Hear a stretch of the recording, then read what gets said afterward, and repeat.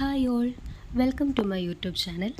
ഇന്നത്തെ എൻ്റെ വീഡിയോ എന്ന് പറയുന്നത് എൻ്റെ IVF ജേർണിയുടെ first egg retrieval to embryo transfer and result, അതിൻ്റെ എല്ലാ ഡീറ്റെയിൽസും പ്ലസ് കോസ്റ്റ് എത്രയായിരുന്നു എന്നുള്ളതിൻ്റെയും എല്ലാം ഫുൾ ഇൻഫർമേഷൻ തരുന്നൊരു വീഡിയോ ആണ്.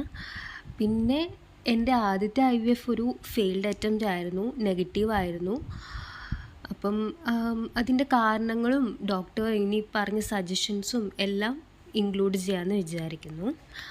സോ ആദ്യം തന്നെ എൻ്റെ IVFൻ്റെ സ്റ്റിമുലേഷൻ സ്റ്റാർട്ട് ചെയ്യുന്നത് ജാനുവരിയിലായിരുന്നു. ജാനുവരി ഒരു മിഡൊക്കെ കഴിഞ്ഞിട്ടാണ് ഇഞ്ചെക്ഷൻസ് സ്റ്റാർട്ട് ചെയ്യുന്നത്. അപ്പം അത് സ്റ്റാർട്ട് ചെയ്ത് ഫെബ്രുവരി 15 ആയിരുന്നു എനിക്ക് എഗ് റിട്രീവൽ പറഞ്ഞിട്ടുണ്ടായിരുന്നത്. അങ്ങനെ എഗ് റിട്രീവ് ചെയ്തു. ഓൾമോസ്റ്റ് എനിക്ക് 8 എഗ്സ് കിട്ടിയിട്ടുണ്ടായിരുന്നു. അപ്പം എനിക്ക് വേറെ പ്രോബ്ലംസ് ഒന്നും ആദ്യം തന്നെ പറയട്ടെ, വേറെ PCOS, അതുപോലെ തന്നെ ഫൈബ്രോയിഡ്, തൈറോയിഡ് തുടങ്ങിയ അങ്ങനെയുള്ള ഒരു ഇഷ്യൂസും എനിക്കില്ല. എനിക്ക് ആകെപ്പാട് ഡോക്ടർ കണ്ടിട്ടുള്ളത് AMH ലെവൽ ഇത്തിരി ലോ ആയിരുന്നു. അപ്പം അതുകൊണ്ടാണ് IVF ട്രൈ ചെയ്യാൻ, നോർമലി കൺസീവ് ആകാതെ വന്നതും IUI ഫെയിൽ ആയതുകൊണ്ടുമാണ് നമ്മൾ IVFലോട്ട് കടന്നത്. അങ്ങനെ ഫെബ്രുവരി 15 നമ്മൾ എഗ്ഗ് എടുത്തു. അപ്പം എല്ലാവർക്കും അറിയാൻ തോന്നുന്നു, എഗ്ഗ് എടുത്ത് കഴിഞ്ഞ് നമ്മൾ ഇപ്പം ഇന്നത്തെ കാലത്ത് ഫ്രഷ് എംബ്രിയോ ട്രാൻസ്ഫർ വളരെ കുറവാണ്. മീൻസ് പേഷ്യൻസിൻ്റെ ഓരോരുത്തരുടെയും ഹെൽത്ത് കണ്ടീഷനും അവരുടെ ഓരോരുത്തർക്ക് വ്യക്തിപരമായിട്ട് മാത്രമായിരിക്കും ഫ്രഷ് ട്രാൻസ്ഫർ ചെയ്യുന്നത്. ബാക്കിയെല്ലാം ഫ്രോസൺ ട്രാൻസ്ഫർ ആയിരിക്കും അല്ലേ, എംബ്രിയോ. അപ്പോൾ എനിക്കും ഫ്രോസൺ എംബ്രിയോ ട്രാൻസ്ഫർ ആയിരുന്നു. അത് എഗ് പിക്കപ്പ് കഴിഞ്ഞിട്ട് ഫെബ്രുവരി മാസം തന്നെ എനിക്ക് ഒരു 2 വീക്സിനുള്ളിൽ ഒരു പീരീഡ്സ് വന്നു. അത് കഴിഞ്ഞിട്ട് ഡോക്ടർ ഒരു 21 ഡേയ്സ് കഴിക്കാനുള്ള ഫെമിലോൺ എന്ന് പറയുന്നൊരു ടാബ്ലറ്റ് ഉണ്ട്, അത് തരും. അങ്ങനെ അത് കഴിച്ച് മാർച്ച് ലാസ്റ്റല്ല, ഒരു മിഡ് കഴിയുമ്പോഴത്തേക്ക് ഒരു പീരീഡ്സും കൂടെ വരും. ആ പീരീഡ്സും കൂടെ കഴിഞ്ഞിട്ട് ആയിരിക്കും നമ്മുടെ എംബ്രിയോ ട്രാൻസ്ഫർ ഷെഡ്യൂൾ ചെയ്യുക. അപ്പം നമുക്ക് സ്കാനിങ് ഒക്കെ ഉണ്ടായിരിക്കും. സ്കാനിങ്ങിലെല്ലാം വേറെ സിസ്റ്റ് അങ്ങനെയൊന്നും ഇല്ല, യൂട്രസ് എല്ലാം ഓക്കെ ആണ്, ലൈനിങ് എല്ലാം ഓക്കെ ആണ് ആണെന്ന് ഡോക്ടർ തീരുമാനിച്ചു കഴിയുമ്പോഴത്തേക്ക് നമ്മുടെ ഷെഡ്യൂൾ പറയും. അങ്ങനെ എനിക്ക് ഏപ്രിലായിരുന്നു എംബ്രിയോ ട്രാൻസ്ഫർ ഷെഡ്യൂൾ ചെയ്തത്. ഓൾമോസ്റ്റ് എനിക്ക് 9.6 സംതിങ് ഉണ്ടായിരുന്നു യൂട്രൈൻ തിക്നെസ് ലൈനിങ്ങിന്. അങ്ങനെയെല്ലാം ഓക്കെ ആയിരുന്നു. അങ്ങനെ നല്ലൊരു ഇതായിരുന്നു. എംബ്രിയോ ട്രാൻസ്ഫർ എന്ന് പറയുന്നതും ആ ഹോസ്പിറ്റലൊരു വൈബ് തന്നെ ആയിരുന്നു. എന്താ പറയുക, ഡിവോഷണലായിട്ടുള്ള പാട്ടൊക്കെ വെച്ച് നേഴ്സുമാരാണേലും ഡോക്ടറാണേലും എംബ്രിയോളജിസ്റ്റ് ആണേലും എല്ലാവരും നല്ല കാര്യമായിരുന്നു. ഗുഡ് എംബ്രിയോ എന്ന് പറഞ്ഞു. അപ്പോൾ തന്നെ നമുക്ക് ഒരു ആത്മവിശ്വാസമാണല്ലോ, നല്ല എംബ്രിയോസാണ് വെക്കുന്നത്, ലൈനിങ് എല്ലാം ഓക്കെ ആണെന്ന് പറയുമ്പോൾ പകുതി തന്നെ നമുക്ക് ദൈവമേ സക്സസ് കിട്ടും എന്നുള്ളൊരു പ്രതീക്ഷയായിരുന്നു.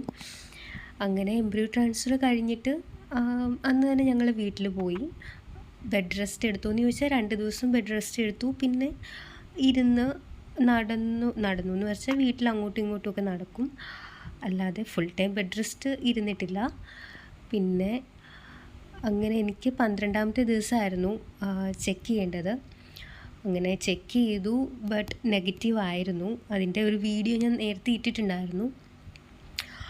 ഓൾമോസ്റ്റ് എല്ലാവരും പറയുന്ന പോലെ നല്ല വിഷമമൊക്കെ തോന്നി. പിന്നെ ഡോക്ടറിനെ നെക്സ്റ്റ് പീരീഡ് വന്നു കഴിഞ്ഞിട്ട് പോയി കണ്ടു. അടുത്ത എങ്ങനെയാണെന്നുള്ള സജഷൻസ് എല്ലാം പറഞ്ഞു. അതെന്തൊക്കെയാണെന്ന് നെക്സ്റ്റ് IVF ഇനി എങ്ങനെ ചെയ്യണമെന്നുള്ളത് ഒരു അടുത്ത വീഡിയോയിൽ പറയുന്നതായിരിക്കും. എല്ലാം കൂടെ ഈ വീഡിയോയിൽ പറയുമ്പോൾ മേ ബി ഒരുപാട് ലോങ് ആകും വീഡിയോ. അതുകൊണ്ട് വേറൊരു വീഡിയോ ഇതിനു വേണ്ടി മാത്രം ഇടുന്നതായിരിക്കും. അപ്പം ഇത്രയൊക്കെ ആയിരുന്നു എൻ്റെ embryo transfer to egg retrieval, അതിൻ്റെ എല്ലാം ഡീറ്റെയിൽസ്. പിന്നെ എൻ്റെ എക്സ്പെൻസ് എത്രയായി എന്ന് ചോദിച്ചാൽ, നമ്മൾ IVF ചെയ്ത എല്ലാവർക്കും അറിയാം, ഇത് സ്റ്റാർട്ട് ചെയ്യുമ്പോൾ തന്നെ ഒരു കൗൺസിലിംഗ് ആദ്യം നമുക്ക് തരും. അപ്പോൾ തന്നെ അവർ ഒരു ഓൾമോസ്റ്റ് നമ്മുടെ ഒരു പാക്കേജ് പറയല്ലേ. അങ്ങനെ ഞങ്ങളോട് പറഞ്ഞ പാക്കേജ് 1,35,000 rupees ആയിരുന്നു, 1,35,000 രൂപ. അത് എന്തിനൊക്കെ ഇൻക്ലൂഡഡ് ആണെന്ന് പറഞ്ഞാൽ ഇത് മെഡിസിൻസ്, പിന്നെ നമ്മുടെ എഗ് പിക്കപ്പ് ചെയ്യുന്ന procedure charge plus embryo transfer, ഇത്രയും ഇൻക്ലൂഡഡ് ആയിരുന്നു. അതിൻ്റെ റേറ്റാണ് 1,35,000 രൂപ. ബാക്കി നമ്മൾ എക്സ്ട്രാ വരുന്നത് ബ്ലഡ് ടെസ്റ്റ് ഉണ്ടായിരിക്കും, പിന്നെ നമ്മൾ ചെയ്യുന്ന സ്കാനിങ്, പിന്നെ എംബ്രിയോ ട്രാൻസ്ഫറിൻ്റെ മെഡിസിൻ പാക്കേജിൽ ഇൻക്ലൂഡഡ് അല്ല. അപ്പം എല്ലാം കൂടെ ഓൾമോസ്റ്റ് ഒരു 2.5-3 ലക്ഷത്തിനൊക്കെ അടുപ്പിച്ച് ആകുന്നുണ്ട്. അപ്പം പാക്കേജ് ഇപ്പം 1,30,000 എന്ന് പറഞ്ഞാൽ പോലും നമുക്ക് അതിൽ ഒരു 2 ലക്ഷത്തിൽ പോലും നമുക്ക് ഒതുങ്ങൂല, അതിലും കൂടുതലാകും. ഓരോ ഹോസ്പിറ്റലിലും ഓരോ ടൈപ്പ് ആയിരിക്കും.